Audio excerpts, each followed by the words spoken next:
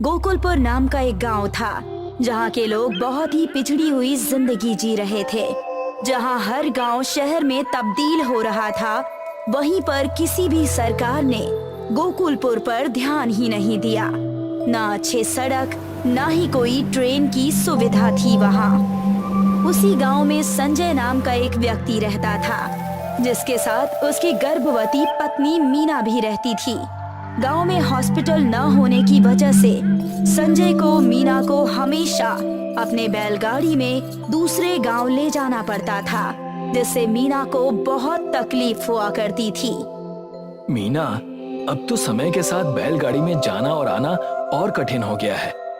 अगर एक ट्रेन की सुविधा इस गांव में होती तो एक गांव से दूसरे गांव जाना कितना आसान होता, पर कोई सरकार हमारे गांव की तरफ देखता भी नहीं है।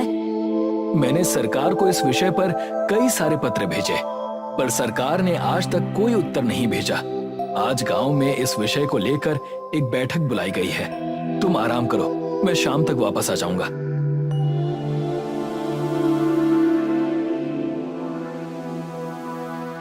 ना सरकार ढंग का रास्ता बना रही है और ना ही ट्रेन की सुविधा दे पा रही है। इतने पत्र सरकार को भेजने के बाद भी एक भी उत्तर वहां से नहीं आया। उन्हीं गांव वालों के बीच रमेश नाम का एक व्यक्ति बैठा था, जो कि गांव का मुखिया बनना चाहता था। अरे कोई बात नहीं मुखिया जी, हम एक गांव से दूसरे गांव बैलों से भी तो जा सकते हैं। हमें ट्रेन या रास्ते की कोई जरूरत नहीं है। नहीं, ऐसा नहीं है मुखिया जी। मेरी पत्नी मीना गर्भवती है और अस्पताल दूसरे गांव में है, और वहां जाने के लिए हमें पहाड़ों वाले रास्ते से जाना पड़ता है, और उसमें बहुत खतरा है, और साथ ही साथ तकलीफों का भी सामना करना पड़ता है। तुम्हारी बैलगाड़ी ही खराब होगी, इसीलिए तुम्हें इतनी तकलीफ हो रही होगी। नहीं रमेश, संजय ठीक कह रहा है। गांव के लोगों को पहाड़ के रास्ते से जाने में तकलीफ तो होती है। ये सुनकर कि मुखिया संजय का साथ दे रहा है, रमेश आग बबूला हो गया। फिर संजय साहब, अब ये भी बता दीजिए कि इस समस्या से हम निकले कैसे? हम सारे गांव वासियों को मिलकर सरकार को खत लिखना चाहिए, फिर उन्हें हमारे खत का जवाब देना ही पड़ेगा। भेजते रहो खत। इतने खत हम पहले ही भेज चुके हैं, उनका तो कोई उत्तर आया नहीं। मुझे तो लगता है कि सरकार हमारे खतों को रद्दियों में बेचकर बहुत सारा पैसा कमा रही है। बात तो ये भी है संजय कि इतने खत हम पहले ही लिख चुके हैं, उनका भी अब तक कोई उत्तर नहीं आया। ये सुनकर संजय निराश हो गया। थोड़ी ही देर में सब अपने अपने घर चले गए। संजय जब अपने घर पहुंचा, तभी उसकी पत्नी ने कहा, सुनिए जी, मेरी दवाइयाँ खत्म हो गई हैं। मुझे और दवाइयों की जरूरत है, लेकिन इस गांव में कहीं भी ये दवाइयाँ नहीं मिलती। तुम आराम करो मीना, मैं अभी अपनी बैलगाड़ी से दूसरे गांव जाकर दवाइयाँ लेकर आता हूँ। संजय अपनी बैलगाड़ी में बैठता है और तुरंत दूसरे गांव के लिए निकल जाता है। थोड़ी देर बाद उसे एक बूढ़ा व्यक्ति मिलता है, जिसके हाथ में पाइप से बनी हुई छड़ी होती है। वो बूढ़ा व्यक्ति पहाड़ों के रास्ते से दूसरे गांव जा रहा होता है। संजय उसे देखकर कहता है, चाचा जी, आप कहाँ जा रहे हैं? आ जाइए, मैं आपको छोड़ देता हूँ। यहाँ से दूसरा गांव बहुत दूरी पर है। आ जाइए, मैं आपको छोड़ देता हूँ। पर बेटा, मेरे पास तुम्हें देने के लिए कुछ भी नहीं है। कोई बात नहीं चाचा जी, मुझे आपसे कुछ नहीं चाहिए। आ जाइए, मेरी बैलगाड़ी पर बैठ जाइए। वो बूढ़ा व्यक्ति संजय के गाड़ी में बैठ जाता है। बूढ़ा व्यक्ति संजय का उतरा हुआ चेहरा देखकर पूछने लगता है, क्या हुआ बेटा, तुम्हें कोई चिंता सता रही है? अब क्या बताऊं चाचा जी, मेरे गांव में एक बड़ी समस्या है। हमारे गांव में ना ही अस्पताल है और ना ही कोई सुविधा। हमें हर काम के लिए दूसरे गांव जाना पड़ता है, जो बहुत ही कठिन काम है। मैंने सरकार को ट्रेन के लिए इतने सारे खत लिखे, पर सरकार की तरफ से एक भी खत का उत्तर वापस नहीं आया। ऊपर से हमेशा एक डर सर पर रहता है कि मेरी पत्नी गर्भवती है, उसे हर महीने अस्पताल ले जाना और लाना पड़ता है। उसके साथ कहीं कुछ गलत ना हो जाए। बस एक ट्रेन की सुविधा गांव में हो जाती तो सब ठीक हो जाता। संजय ने सारी बात उस बूढ़े व्यक्ति को बताई। थोड़ी ही देर में वो लोग दूसरे गांव पहुंच गए थे। वहां पहुंचकर बूढ़े व्यक्ति ने कहा, बेटा, मेरे पास तुम्हें देने के लिए तो कुछ नहीं है, पर तुम ये मेरी पाइप की छड़ी रख लो। ये कोई ऐसी वैसी पाइप नहीं है। ये पाइप मुझे एक संत ने मेरी ईमानदारी को देखकर दिया था। इस पाइप को तुम जमीन में गाड़ दो। अगले दिन ये तुम्हें कई सारे पाइप देगा, जिससे तुम जो चाहे वो बना सकोगे, और ये तुम्हारे गांव की रक्षा भी करेगा। ये सुनकर संजय को विश्वास नहीं हुआ। फिर भी संजय ने वो पाइप ले लिया। फिर दोनों अपने अपने रास्ते चले जाते हैं। संजय दवाई लेकर अपने घर चला जाता है और अपनी पत्नी से कहता है, ये लो मीना, दवाई खा लो। मीना संजय के हाथ में पाइप देखकर पूछती है, ये आपके हाथ में किस तरह का पाइप है जी? ये पाइप मुझे एक बूढ़े व्यक्ति ने दी है। संजय अपनी पत्नी मीना को सारी बात बताता है जो उसके साथ घटी थी, जिस पर मीना कहती है, आप आज ही इस पाइप को जमीन के नीचे गाड़ दीजिए। क्या तुम्हें लगता है कि ये पाइप जादुई है? ये तो मुझे भी नहीं पता, पर अगर ये बात सच हुई तो गांव का कल्याण हो जाएगा ना? ये सुनकर संजय पाइप को जमीन में गाड़ देता है और जैसे ही सुबह होती है वैसे ही वहाँ एक पेड़ पर कई सारे पाइप लगे होते हैं। इसे देखकर संजय हक्का बक्का रह जाता है और कहता है, ये तो सच में जादुई पाइप है। मैं अभी जाकर मुखिया और सारे गांव वालों को बुला कर लाता हूँ। संजय मुखिया और गांव वालों को बुलाता है और सारी बात बताता है, जिस पर मुखिया कहता है, ये तो बहुत ही अच्छी चीज है, मगर हम इतने सारे पाइप का करेंगे क्या? ये पाइप ऐसी वैसी पाइप नहीं है। इस पाइप से हम जो भी बनाएंगे वो चीज बन जाएगी। लेकिन हम इससे क्या बनाने वाले हैं? हम सब मिलकर इस पाइप से एक ट्रेन बनाएंगे जो हमें दूसरे गांव से जोड़ कर रखेगी। ये सुनकर सारे गांव वाले खुश हो गए और ट्रेन बनाने लगे। थोड़ी ही देर बाद ट्रेन बनकर तैयार हो गई। वाह, इस ट्रेन के बाद अब हमारी सारी समस्या खत्म हो जाएगी। सामान लाना ले जाना सब आसान हो जाएगा और इस गांव की प्रगति भी होगी। सही कहा आपने। ये देखकर रमेश को जरा भी अच्छा नहीं लगा और वो हंसते हुए कहता है, ये देखो, पाइप से ट्रेन बनाई है। कभी तुमने सुना है पाइप के ट्रेन के बारे में? ये ट्रेन चलेगी ना? वो तो जब हम इसमें बैठेंगे तो पता चल जाएगा रमेश। संजय सारे गांव वालों को बुलाकर कहता है, आओ सब, अब हम ट्रेन में बैठ जाते हैं। जिस पर रमेश कहता है, नहीं नहीं, मैं नहीं बैठूंगा इस ट्रेन में। ये चलने वाली नहीं है। पता चला कि ये टूटकर हम पर ही गिर गई। रमेश ने लोगों को डराने की कोशिश की और कई सारे लोगों ने ट्रेन में पहले बैठने से मना कर दिया। नहीं नहीं, मैं भी नहीं बैठूंगा इसमें। हाँ, मैं भी नहीं बैठूंगा। पता नहीं कब कौन सा अनर्थ हो जाए। ये सुनकर मुखिया रमेश पर क्रोधित हो उठा। अगर तुम्हें नहीं बैठना तो मत बैठो। गांव वालों को डराकर तुम्हें क्या मिल जाएगा? हमेशा सत्ता हासिल करने के पीछे पड़े रहते हो, पर कभी अपने दिल से इस गांव के बारे में भी सोचा करो। जाने दीजिए मुखिया जी, हम ट्रेन में बैठते हैं। देखते हैं कि ये रमेश सही है या फिर मैं। जैसे ही लोग ट्रेन में बैठते हैं वैसे ही ट्रेन चलने लगती है और सारे लोग खुशी से भर जाते हैं। फिर सारा गांव ट्रेन का इस्तेमाल करता है, पर ये सब देखकर रमेश एक बार फिर आग बबूला हो जाता है।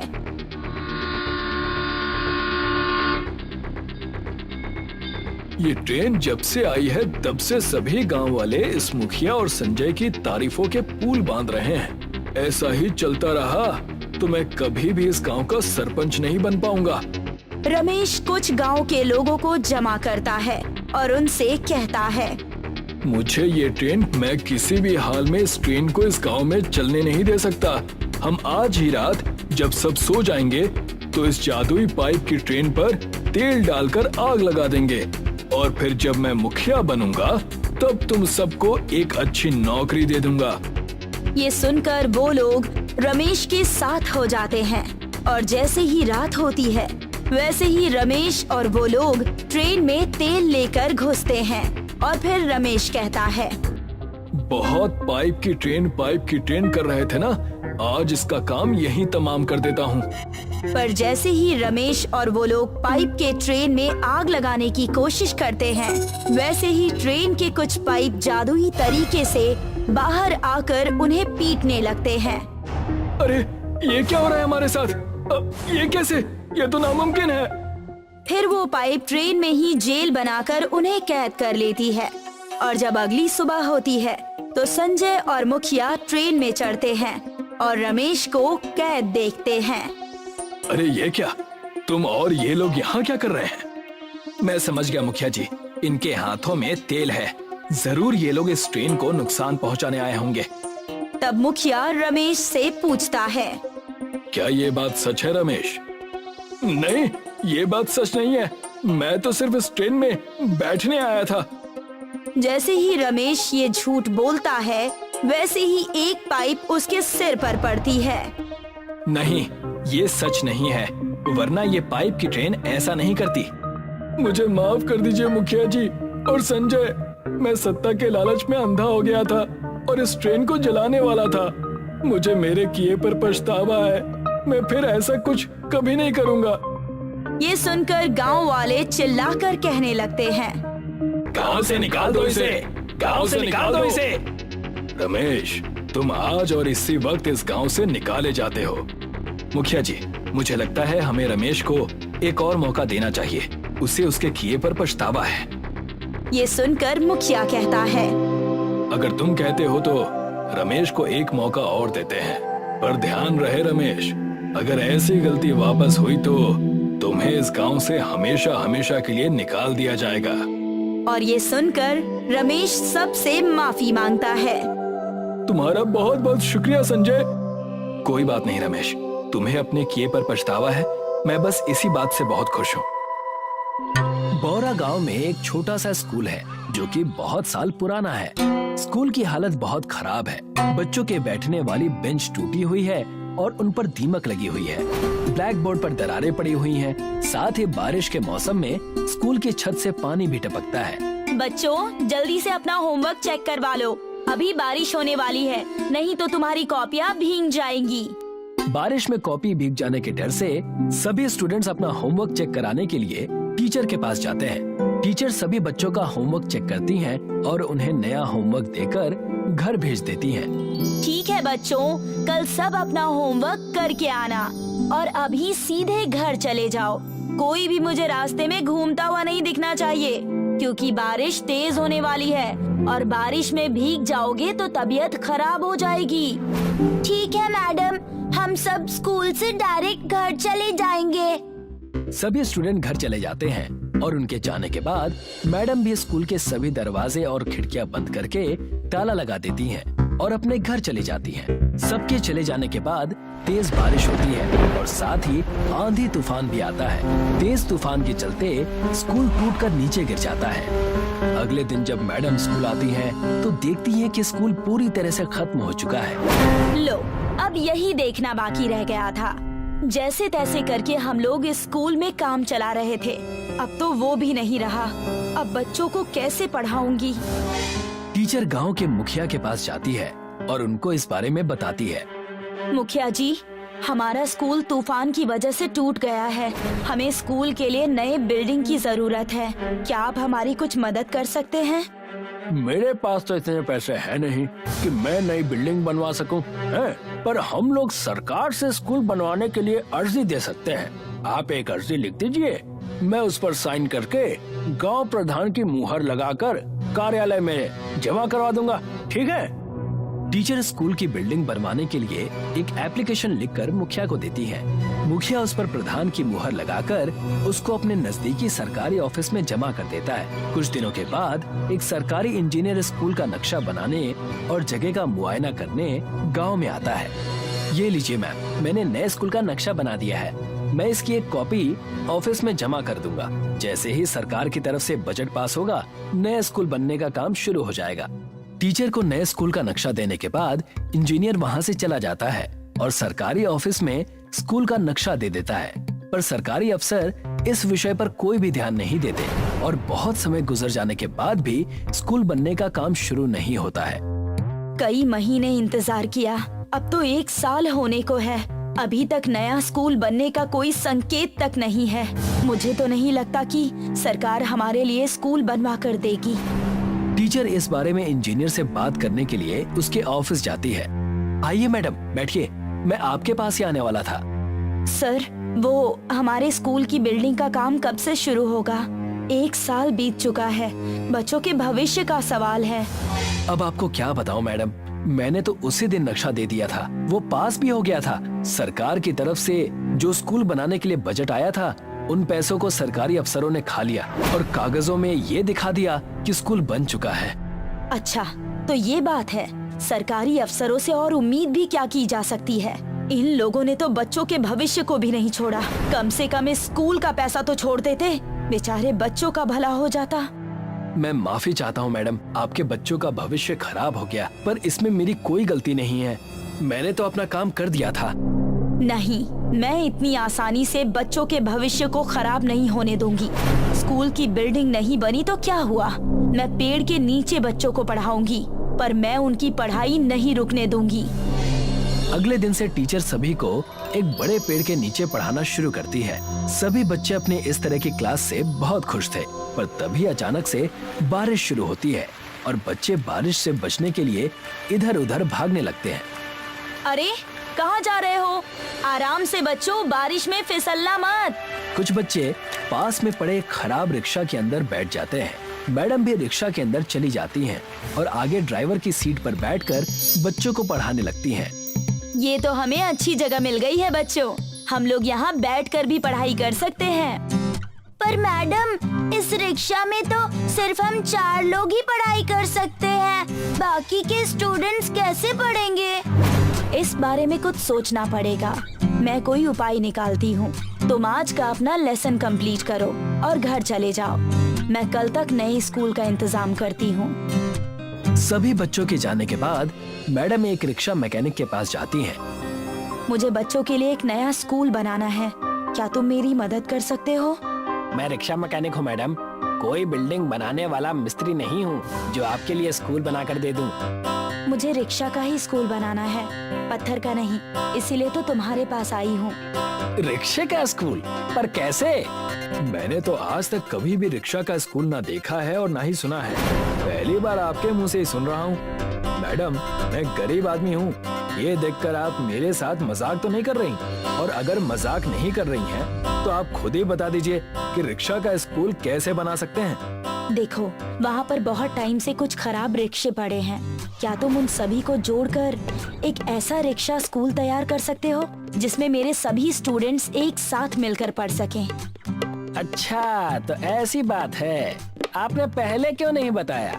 ये तो मैं अच्छे से कर सकता हूँ, आप सिर्फ मेरा कमाल देखते जाइए।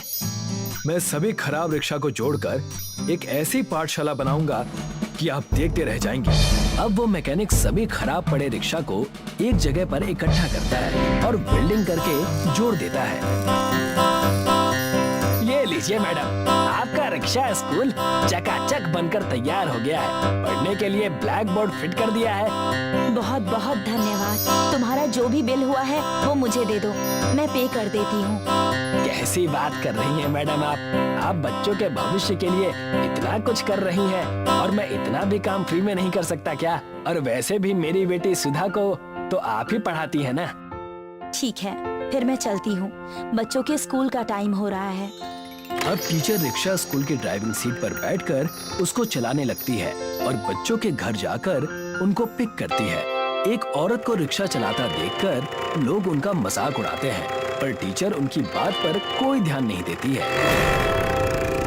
अरे वो देखो, औरत रिक्शा चला रही है। अब टीचर सभी स्टूडेंट को उनके घर से पिक करती है और सभी को रिक्शा स्कूल के अंदर पढ़ाती है और छुट्टी होने पर सभी को घर पर ड्रॉप कर देती है। सभी बच्चे भी मन लगाकर पढ़ाई करते हैं और एग्जाम में टॉप करते हैं। ये देखो बच्चों, हमारे स्कूल के बारे में न्यूज़पेपर में आर्टिकल छपा है। सभी ने टॉप किया है, इसलिए सभी स्टूडेंट्स को नई क्लास के लिए शुभकामनाएं। अब ये बात सभी जगह फैल जाती है कि एक टीचर स्कूल ना होने की वजह से रिक्शा में घूम घूम कर बच्चों को पढ़ाती है। सरकार के कानों तक जब ये बात पहुंचती है तो सरकार उन घूसखोर अफसरों को नौकरी से निकाल देती है जिन्होंने स्कूल बिल्डिंग का पैसा खाया था, और टीचर को उसके इस नेक काम के लिए अवार्ड से सम्मानित करती है।